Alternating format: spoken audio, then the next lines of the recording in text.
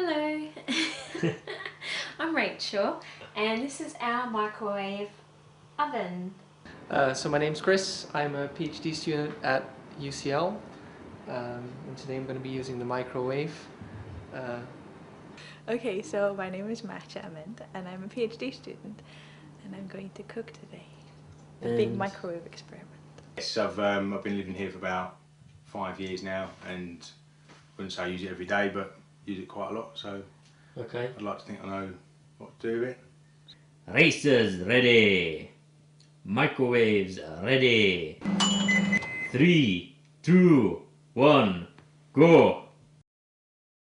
Put the microwave on full power for 3 minutes, 3.5 minutes. So Wasn't running on full power. it's on high, and it's about 3.5. 3.5 minutes. Okay, so this is going to be interesting whether it actually does. Chaos. It has a chaos button. Okay, stop. We're going to assume it's full power. Oh, It just start. Oh, that's about 3.5 minutes. maybe just start. Oh, that doesn't seem to do anything.